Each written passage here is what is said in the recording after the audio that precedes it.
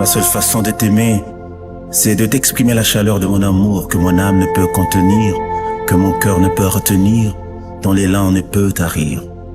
Et la vie qui se libère d'un amour que tu génères est plus que la ferveur d'un volcan en chaleur. C'est plus qu'un torrent qui se déverse sous le flanc de montagnes rocheuses et qui répand ses eaux vers le lieu de sa demeure.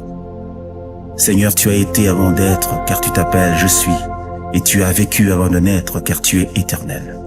Tu agis avant de parler, et quand tu parles, l'accomplissement est plus qu'une évidence. Lorsque vint le moment où tu fus introduit au milieu des hommes, la nature et ses lois furent perturbées, car tu fis précéder ta randonnée royale par les signes et les prodiges. La terre et ses régions inférieures désemparées, car la vie a vaincu la mort dans ses retranchements macabres. La mer et ses flots imperturbables ont perdu leur orgueil légendaire, car tu as marché sur les eaux et arrêté les vagues déferlantes de la mer. Le vent, déjà sans repère dans sa nature, se fit serviteur du grand roi que tu es. Si les hommes n'avaient pas les yeux pour voir, la nature, elle, a reconnu son créateur et s'est soumise à sa puissance. Le temps institué a véritablement fait son décompte. Et sans s'arrêter, il a simplement remis son compteur à zéro. Le calendrier des hommes venait d'être sensiblement revu, car le jour de ta naissance a été scellé par une alliance universelle comme l'an zéro, pour signifier à toutes les générations que rien, ni personne, ne peut venir avant toi, Seigneur. Le monde a dès lors évolué à double vitesse et été conduit par les lois de la nature, mais aussi par la puissance surnaturelle de celui que tous les saints adorent, Jésus-Christ, le Seigneur de l'univers. Tu as changé les décors des éléments qui définissent le système du monde que tu as créé et tu as institué l'ère des miracles, des prodiges, pour par la puissance de ton nom que les rachetés ont reçu en héritage. Ô vainqueur de Golgotha, tu as donné ta vie car personne n'avait le pouvoir de te l'arracher. Tu t'es humilié devant ceux que tu as criés. Tu mourais pour ceux qui te maltraitaient, mais que tu aimais de l'amour de Dieu. Jamais l'histoire des hommes n'avait inscrit dans ses annales les prouesses d'un saint qui donne sa vie pour les méchants de ce monde, d'un juste qui répand à la pureté de son âme pour aimer jusqu'à la mort les incirconcis d'une génération en perdition, de Dieu qui se fait homme pour aménager aux hommes une place dans la divinité, d'un roi glorieux qui abandonne son trône pour les mécréants de la terre en mourant comme un voleur et portant jusqu'au sépulcre l'opprobre d'une mort honteuse, la mort de la croix.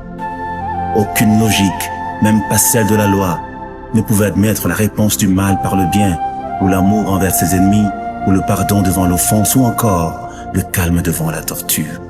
Aucun cœur n'était créé pour supporter l'adversité au-delà des limites du supportable, mais tu as, Seigneur, porté le cœur de Dieu, et tu as sémé le grain de ton amour dans le champ de la haine et de la méchanceté des hommes.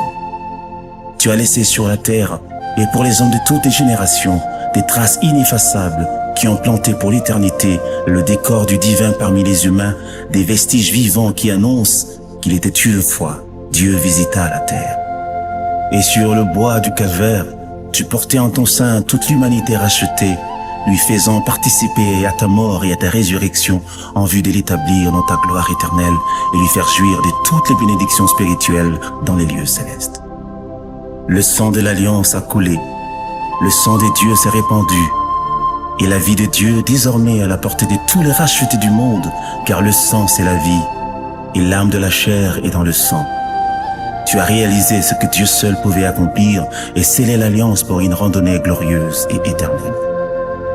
Si au jour de Josué le soleil s'est arrêté sur Gabaon, en ce jour-là, Golgotha, le soleil a fui et a disparu pendant 3 heures, car le véritable soleil s'éteignait pour 3 jours. Et les ténèbres couvrirent toute la surface de la terre, car la lumière de vie, pour un temps, s'est éteinte. Les rochers qui entouraient la ville volaient en éclats, car le véritable rocher des âges donnait sa vie. Le monde connut un profond bouleversement. La terre trembla, ouvrit ses entrailles et laissa sortir vivants les saints qui étaient morts, car ils ont rencontré dans leur séjour mortuaire la résurrection et la vie. Et pendant que le voile du temple se déchirait, les cieux s'ouvraient. En même temps, et le sanctuaire béni de Dieu se rendait disponible à la race élue. Les trompettes des anges retentissaient au ciel. Le Père se leva de son trône sous forme d'une lumière éblouissante qu'aucun œil ne peut voir pour agréer le sacrifice de son Fils. La muraille d'inimitié qui nous séparait de Dieu tomba. Les anges entonnèrent à l'unisson des cantiques d'allégresse et de victoire en l'honneur de l'agneau immolé. Tous les saints vivants au ciel se prosternèrent et se cachèrent le visage devant la gloire manifestée de Dieu. Tu as tourmenté le diable et son armée et tu as déstabilisé le royaume des ténèbres. Tu as brouillé le radar du destructeur et renversé les fondements du péché et de la mort. Tu as rétabli les bases et le fondement de nos vies décimées. Tu as éclairé par ta lumière les repères obscurs de notre existence et d'un éclat nouveau, tu nous fais briller dans ta splendeur. Tu as ouvert pour une marche de victoire le chemin de la gloire, le long duquel tu plantes l'assurance du salut qui nous conduit paisiblement dans la gloire éternelle.